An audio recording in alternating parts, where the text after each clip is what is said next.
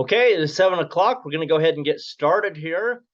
And I just want to remind you that this has been a fantastic week. We have been having a good harvest here. This has been a hard year in our climate, growing food. We've had a lot of cold weather in the springtime. Our last frost was on the 15th of June where I live. And so that was pretty cold. And then even after that, for several weeks, the weather was cool. Things did not get off to a good start. So a lot of things are very late this year. We did have a good potato harvest. We've had a good harvest with uh,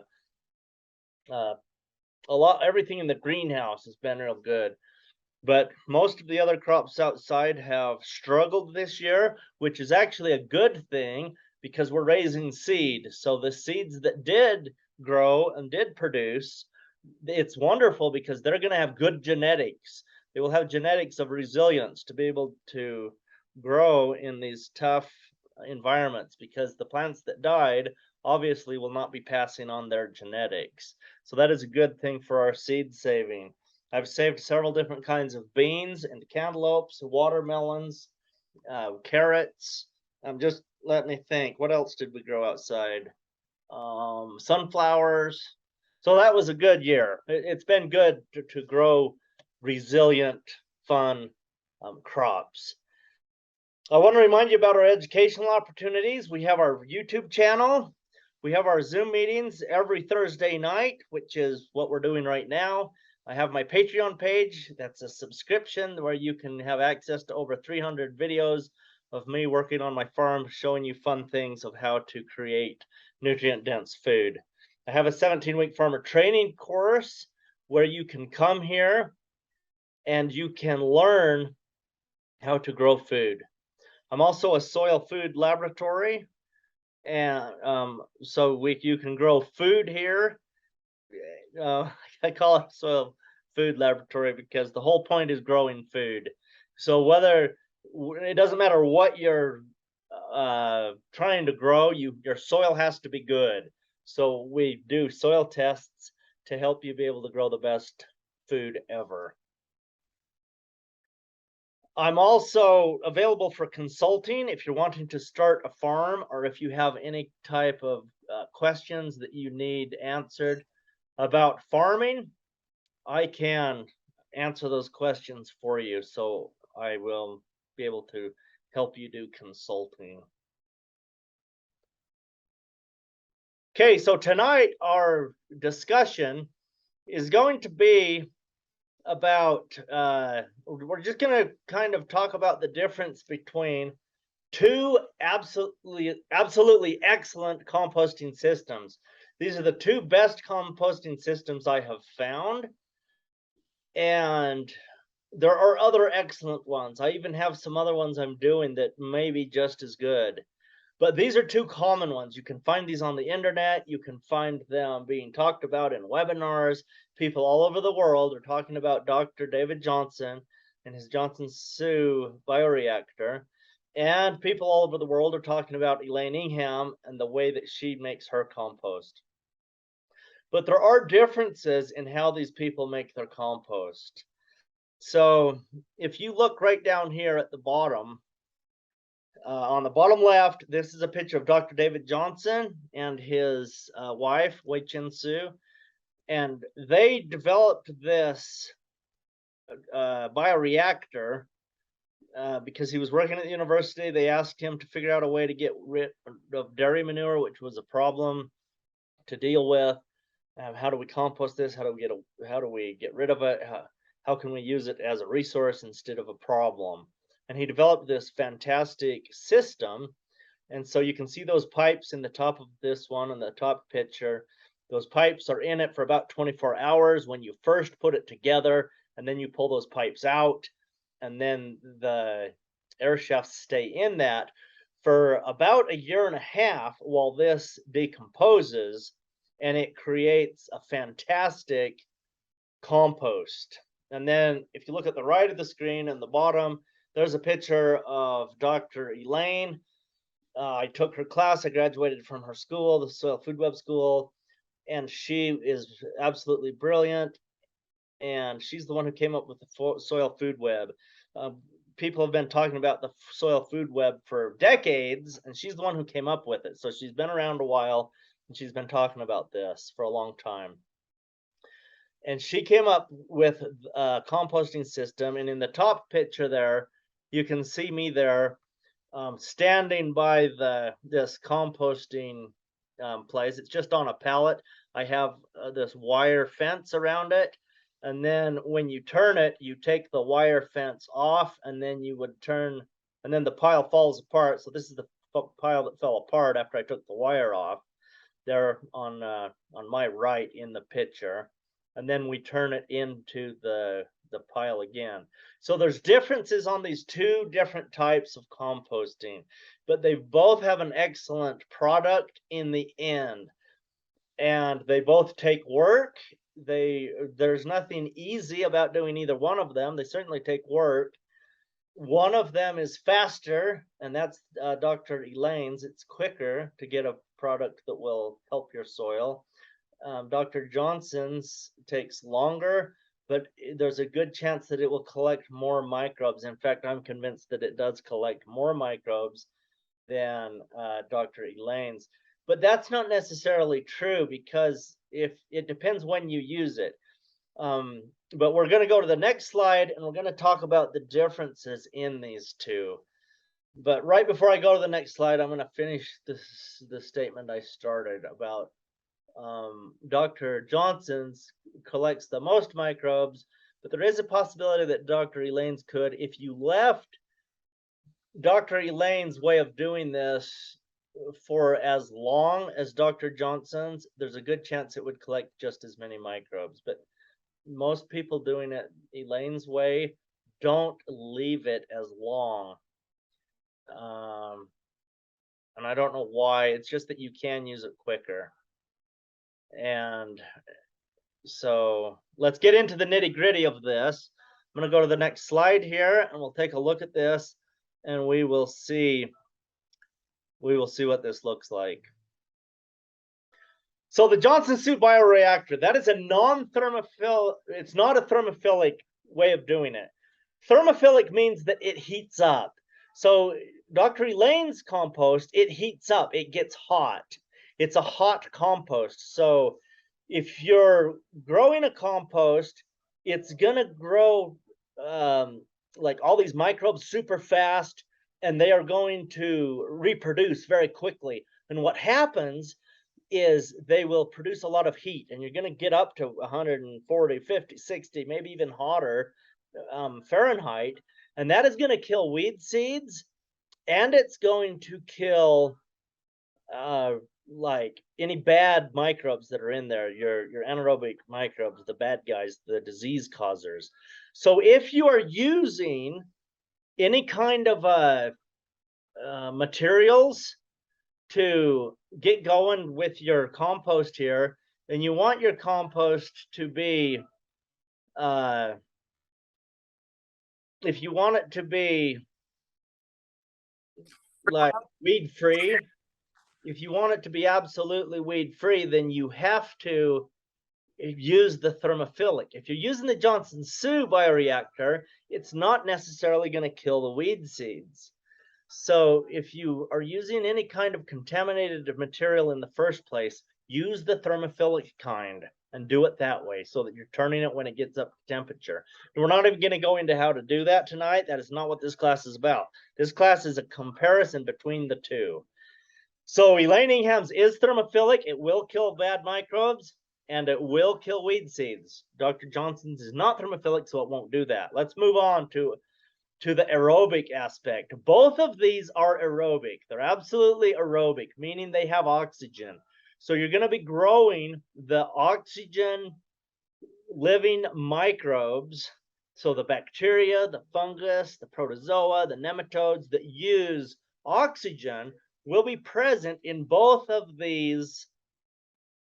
And that's what you want. We want those present in both of these,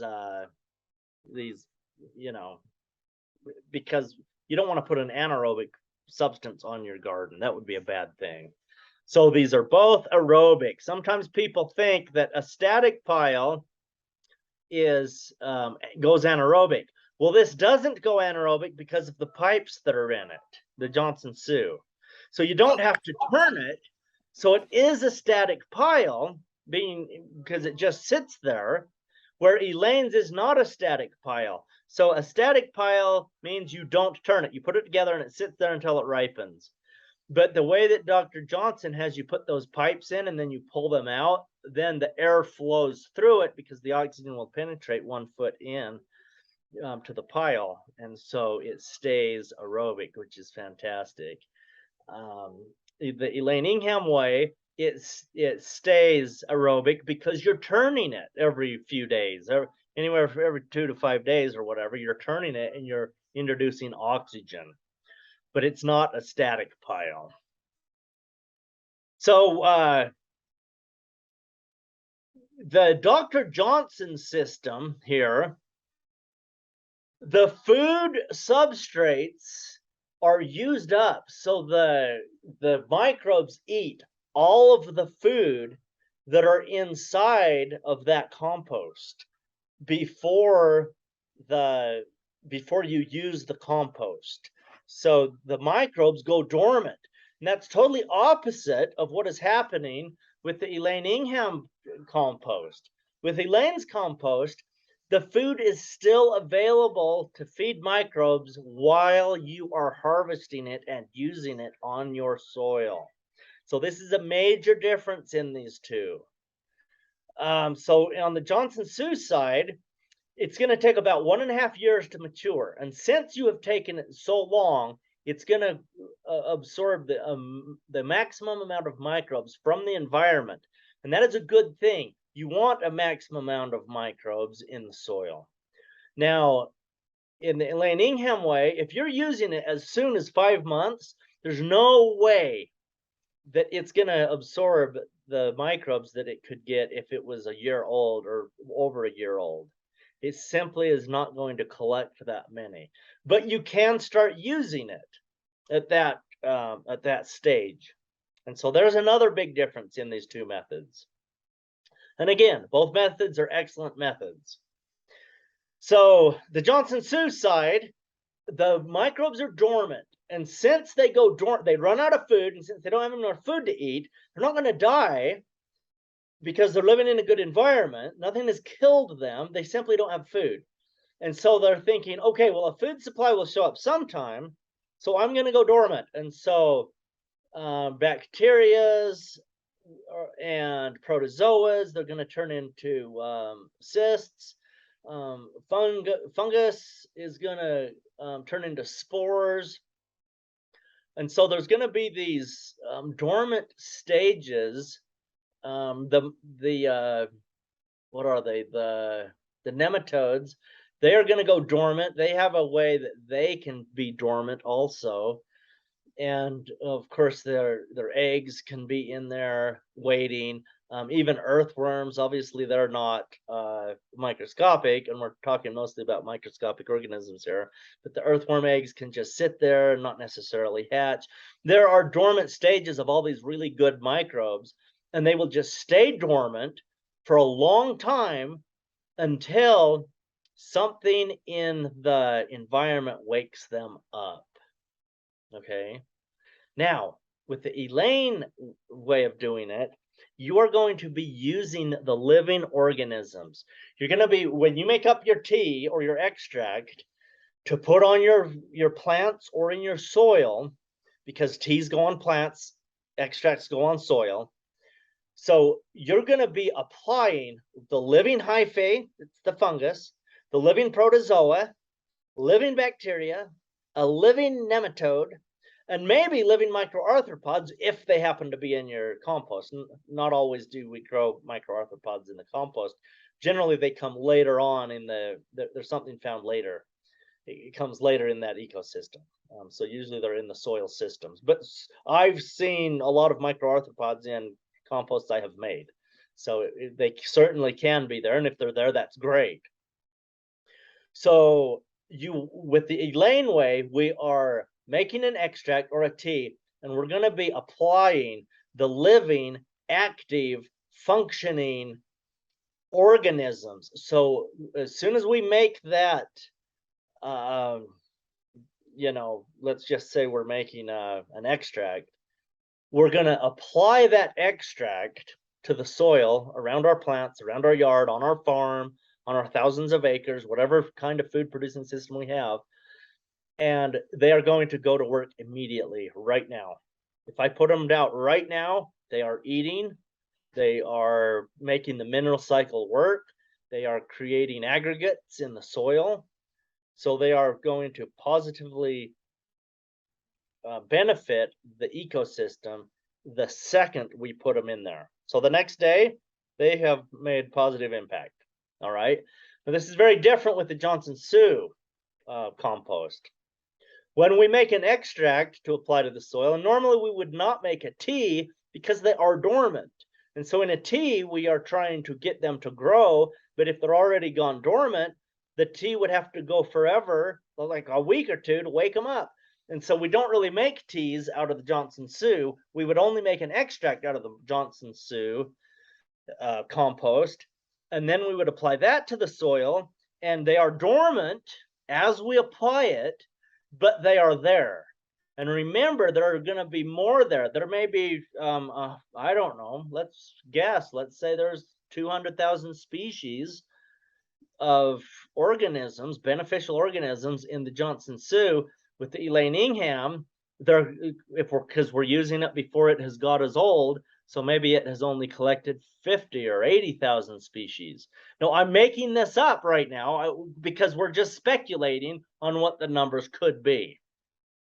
We need more researchers to publish more so that we can have better actual numbers here.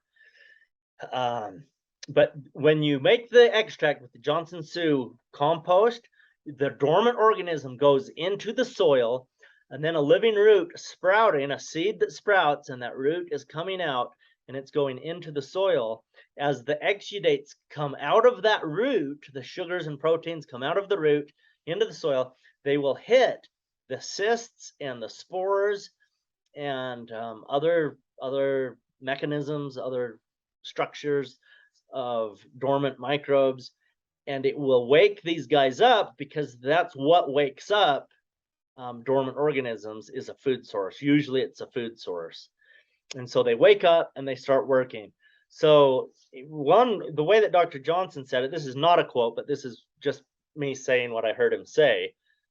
He just teaches that if you have enough organisms collected in the compost, then when you put it on the land, nature will select to wake up the microbes that ecosystem needs, which is really a fantastic thing. And he has very good results with his compost. And there's been a lot of farmers, a lot of gardeners around the world making his compost, doing it with his recipe, the way he says to do it. And they're having great success. It's working very well. And the very same with Dr. Elaine's, it's working very well also. So if you need to create a tea to put on plant leaves, if you're having a disease on trees, or whatever you need to go on a plant leaf, you would want to probably do the Elaine Ingham type of composting, so that you have the living, growing, actively working microbe, so that when you create the tea, which is kind of complicated, you need to take some classes to be able to do those properly. I hardly ever make those. I haven't really needed them. So it's not something I do very much, but if you did need a tea, you could make that, and you would want to use the Elaine Ingham type of compost to do that, not the Johnson Sioux. Now, it would be interesting to do a side-by-side trial. Here again, we need more master's students and doctoral students doing research and actually quantifying what is actually happening, and using the real benefit of the universities out there who have the equipment to do DNA testing to see exactly which microbes are in each of these, and if we could make really great teas out of a Johnson Sioux. Maybe we can. But right now, the hypothesis I would make is that it's probably not going to work as well, because once it is mature, they're not going to wake up quick enough. So there's a quick comparison between the two best types of composts. I'm going to go ahead and open this up to question and answer session. You can ask about what we've talked about tonight, or anything to do with your gardens right now, or anything that's happening on our farm here. So go ahead and ask your question. You can just unmute yourself and ask. Go ahead. So we have we've been trying to do the Elaning. I don't know whether we're following the rules or not. We put it. We've been putting in the raw compost and then adding dirt as we go along. Is that an appropriate way to do it?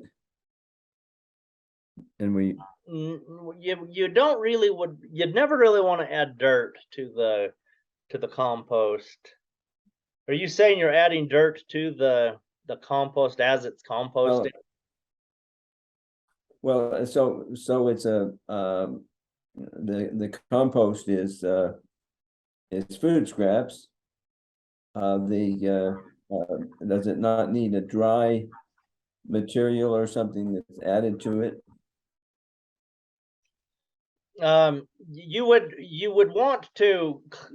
So are you adding your food scraps like as you produce them in your kitchen, like every 3 days? Yes. Or something? You're taking them out and adding them. Mm-hmm. Yeah. It's probably not going to turn out to be very good compost doing it that way. It's probably going to suffer to be a good compost with that method. What you would want to do to make a really top-notch compost is you would collect all of your scraps, and you need to keep them from decomposing. So somebody who wants to use kitchen scraps, you have to either dehydrate them so the moisture is gone, or you would want to freeze them to stop the microbial activity until you get enough to make one compost pile, and then you compost it thoroughly. And then any other scraps that you're producing during that process, you would want to just start dehydrating those or freezing those, so that you have another compost that you make at a later time with the new material you're producing. Okay, so do you add any dry material after you've taken the frozen food scraps? Not necessarily dry. What you would want to do is you're going to want to have 3 different groups. You're going to have a green group, and that's what food scraps are. Kitchen scraps are greens. And that's going to be 30% of your total material. And then you're going to need browns, which are going to be a dead plant material, something woody that is dead and matured. So that would be something like wood chips or leaves that have fallen off of a tree, like at the end of the year, but something dead and woody. And that's going to be 60%. So and we call those browns. So the browns are 60%. That's your dead woody stuff. 30% are your greens. That's kitchen scraps. That's lawn clippings that you clip off your lawn. Any green living plant is a green. And then 10% is going to be a high nitrogen. Those are going to be things like seeds or grains or alfalfa or animal manures. So if you have a farm with manure, then that would be 10%. So those would be the portions. And once you put it together in the compost, you're going to want to soak it all in buckets overnight so that they all are completely soaked. And then you dump excess water off after 24 hours. You put them in your composter, and then you maintain it at at that like a 50% moisture level during the time that it's going through the thermophilic stage.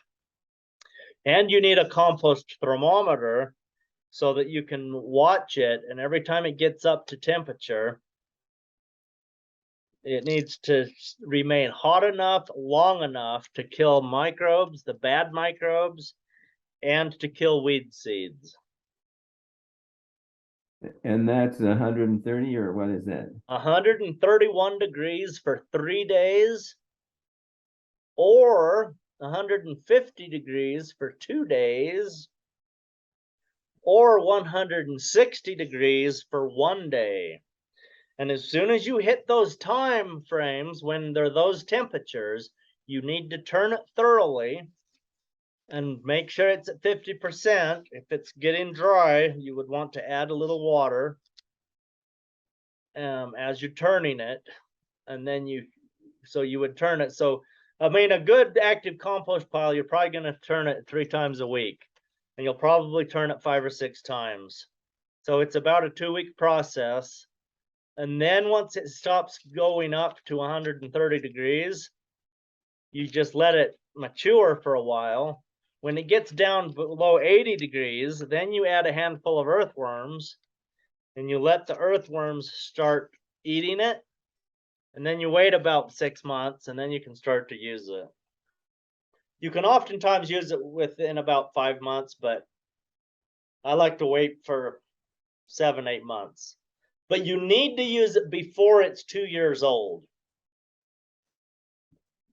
Okay. So that's the proper way to make a really good compost. If you're adding kitchen scraps or anything, if you're adding any type of material to a compost that's already composting, it's not going to turn out good because everything is at a different rate of decomposition. And so the ratio of bacteria to fungus in that compost is not going to turn out good. I mean, it will produce some plant nutrients when you put it on your garden, but if you're going to compost that way, it's just a lot of work to not get a great product in the end. So if you just want to make a great compost, it really is important that we follow these instructions really carefully. And if you just want to recycle the scraps from the kitchen and your yard waste, then just put those up and down the rows on the beds of your garden and just let the microbes take care of it naturally that way. And forget the whole idea of composting, because you could just take all your scraps and just put them right on the garden beds, and that'd be fine. Things like leaves you rake up, twigs that you prune, kitchen scraps, lawn clippings, any yard waste you have, you could just put them around the base of your plants like a mulch, and that'd be a fine thing to do. But that's not a compost, but it will be feeding the soil life in the soil, which is an important thing to do, and that's what you need to do. But the reason you make a compost in the first place is to get a big population of those very important microbes, the living bacteria, fungus, protozoa, nematodes, microarthropods, encotriids, earthworms, macroarthropods. You want all those creepy crawlies. And the reason we make the compost is so that we can inoculate the land with them in the first place. So you don't even have to make a compost if your soil is already thriving with the microbes. Just take your yard waste and your kitchen scraps and put them on top of the soil to continually feed the microbes. A lot of people think, oh, boy, I would do this, but it was just so tiring to make compost all the time. Well, if all you have is a yard, all you need to do is make compost once, and you'll have enough extract to get these microbes restored to your soil. And then you just keep them living in the soil for the next 30 years, and you'll never have to make compost again. The purpose of compost is to get that initial inoculation done. All right, did that help, John? Yes, it did. Yep. Okay. Maybe I'll be lazy. I don't know. But it's worth experimenting, I think. Yeah, yeah, it is for sure. Yeah. Okay, who's next? Who wants to ask a question?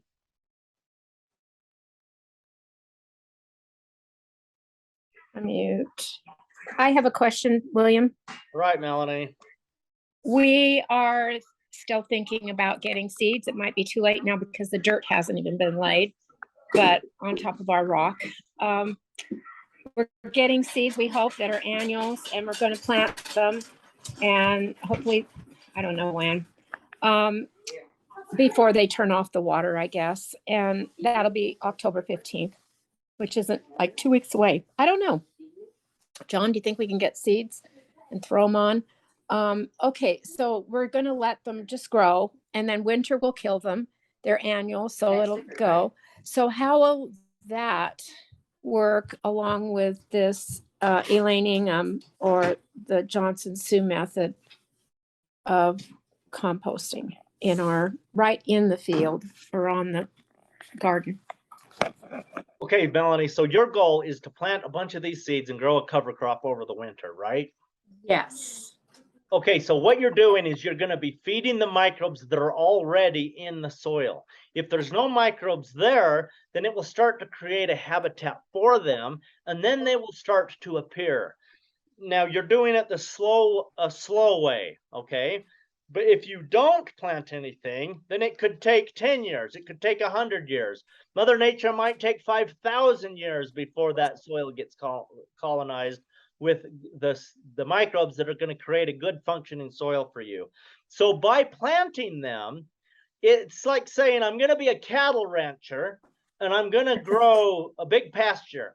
Well, if you grow a whole bunch of grass out there in your field, you do have grass for cattle. So the neighbor's cattle might jump the fence and start eating your grass, which is a great thing. Now a cow has colonized your environment, and now you're a cattle rancher. All right. So that's what you have done by planting. You've created the environment, a home, and a food source for the microbes. Now, as far as the compost goes, you could use either one of these, a Johnson-Su method or an Elaine Ingham method, either one. If you have a great compost that's filled with the really good organisms, then you inoculate the ground with that, and now you have put the microbes there. So back to our cattle analogy, that's like going to an auction and you buy 100 head of cattle, you bring them home, you put them in your pasture. So not only have you created the environment for cattle to thrive, but now you actually have livestock on your farm.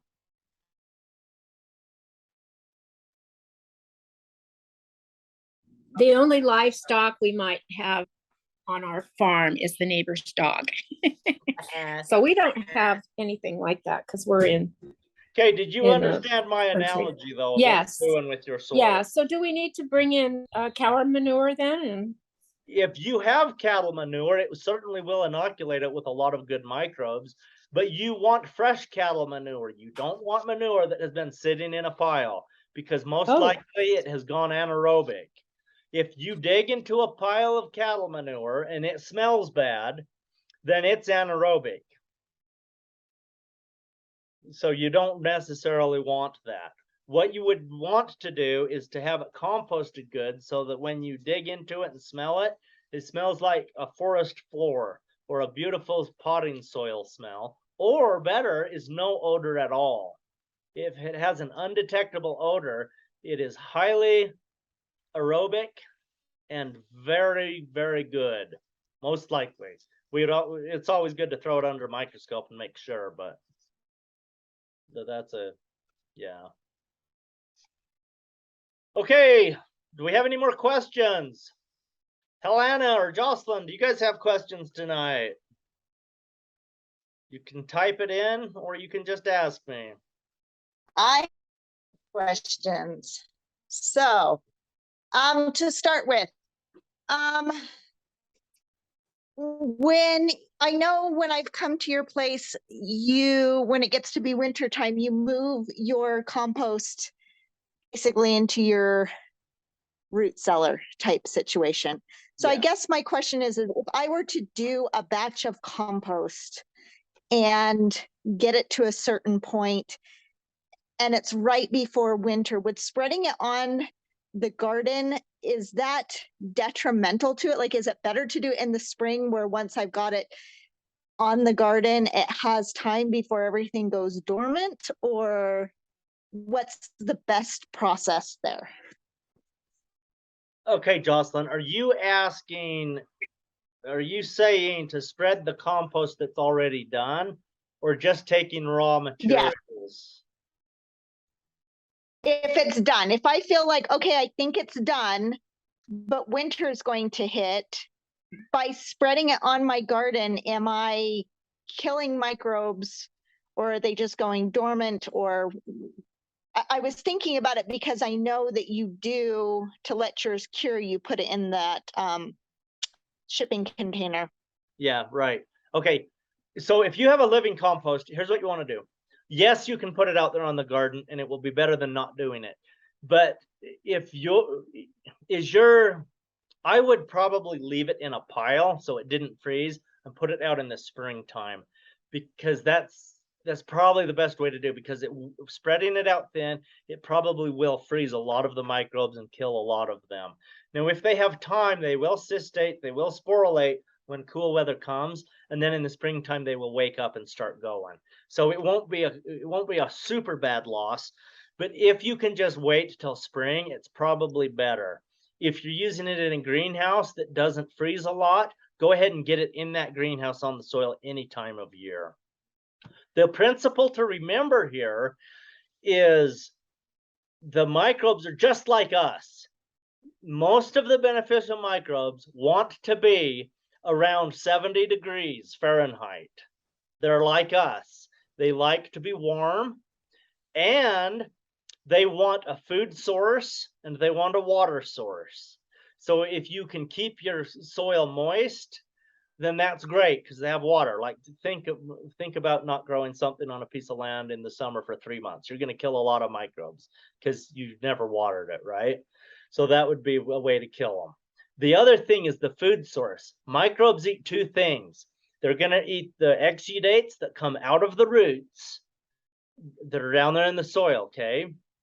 And you know what root exudates are, right? Yeah.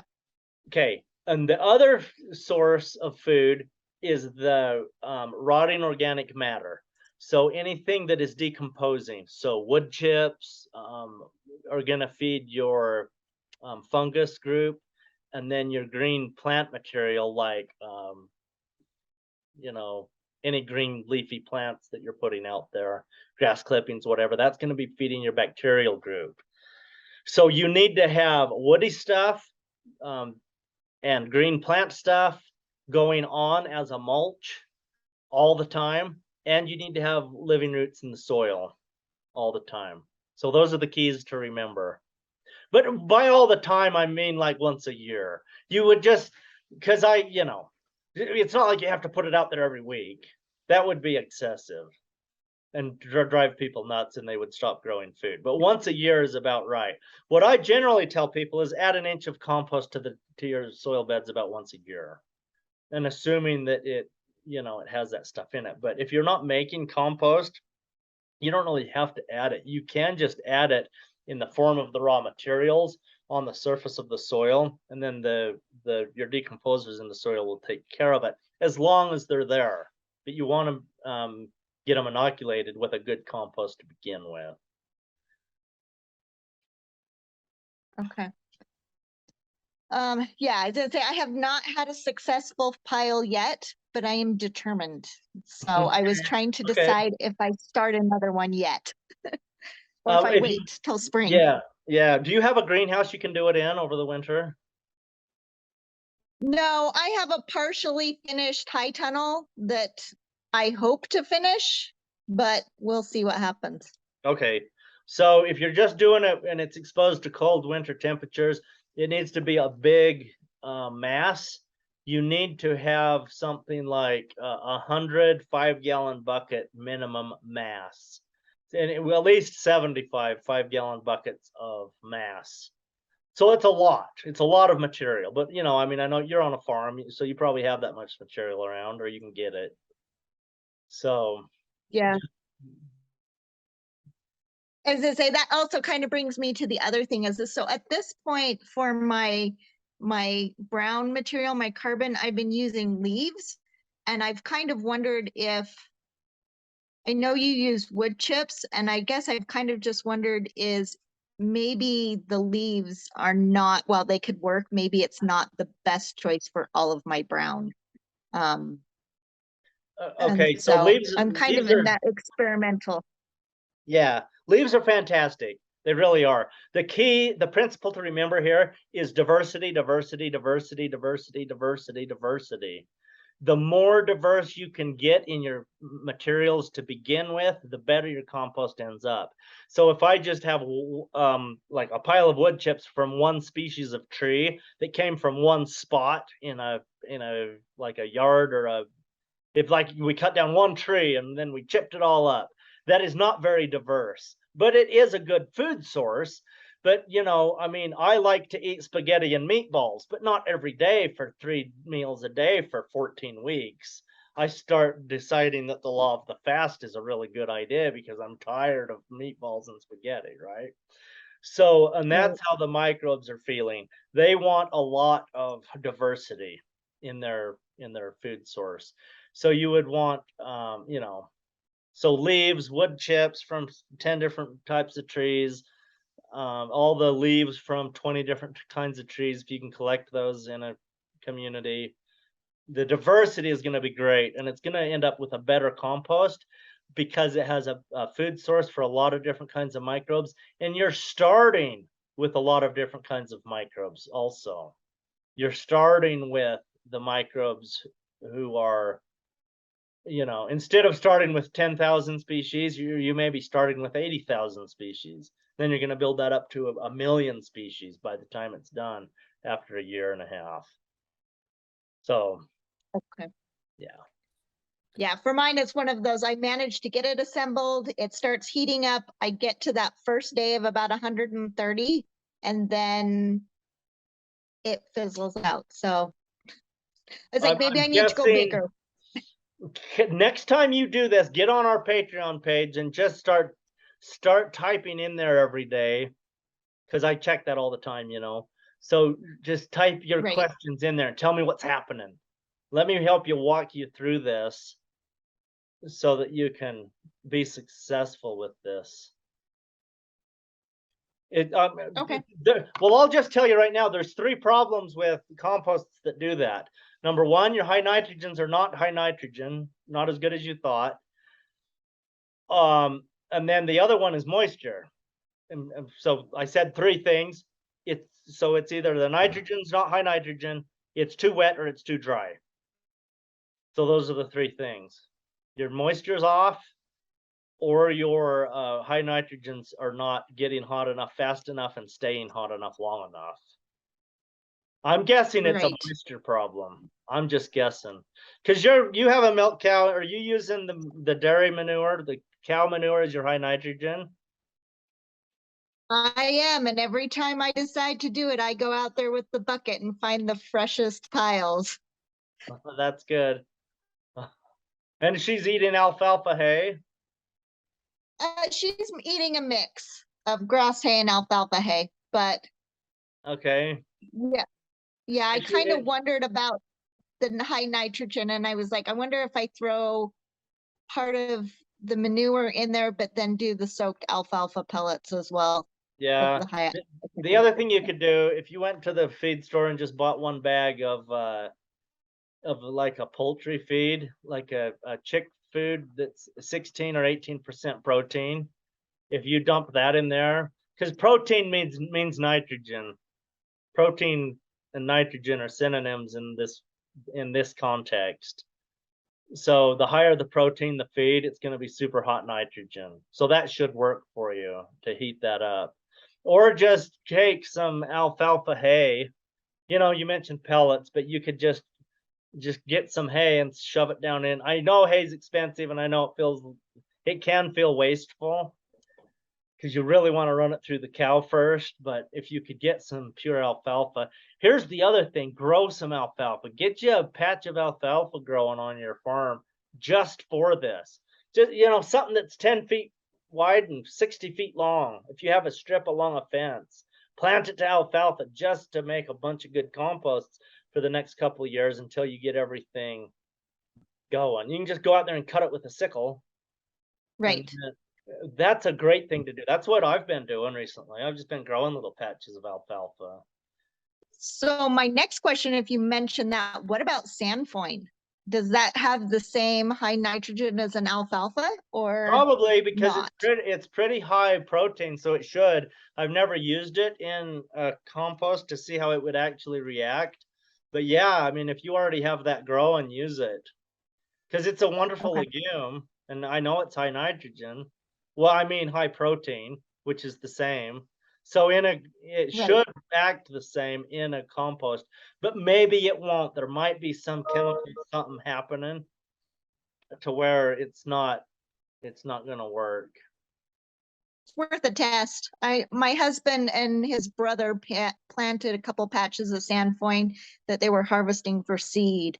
And so, but I believe they couldn't really find a market for it, so it just is sitting there. So I may run some experiments with that. Okay, yeah, that's good. That sounds great. And just remember that the age of the plant matters. So when a farmer would cut a legume to be the highest protein, that's when you want to cut it for your highest nitrogen for that compost pile. So alfalfa, it would be right before it starts to bloom. You Mhm. know, if you go out there and you're looking at your plants, if they're blooming already, if they're just starting to bloom, you missed that highest protein by a couple of weeks.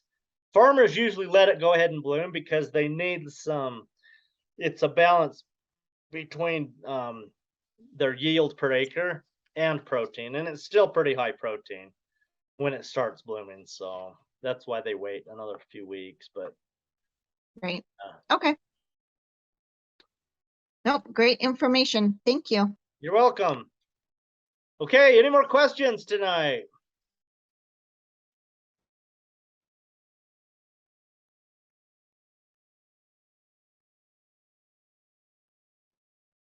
All right, thank you for being here. If you have any friends or family, hey, John, hey. go ahead. Yeah. If I use food scraps, do I dig that into the garden or just put it on top? I'll just put it on top. You never want to dig. Microbes don't know what to do Okay. with stuff when we dig it in. That's why when people often say that wood chips will cause a nitrogen deficiency in plants growing in a garden. The only reason that happens is when we dig it in. So don't dig it in. The only problem with Okay. putting food scraps on the garden on the surface is it might attract wild animals. You may have dogs and cats, and it might start stinking. So there are issues with that. But if it's just your household, you're not going to have that many scraps. Right. But you could bury it under some other mulch type stuff if you have wood chips on your garden. Just don't go down below your wood chip line. Don't go below the soil line. But you could dig it down under the other mulch that's already on there. That'd be just fine. That's appropriate for sure. Okay. Good. Thank you. Okay, you're welcome. Okay, we're going to go ahead and close up for the night. Let your friends and family and communities know about this so that we can grow wonderful nutrient-dense food together. Good night. I will be back next Thursday night. If you have a topic you'd like me to talk about, send me a message on Facebook or on Patreon, either one.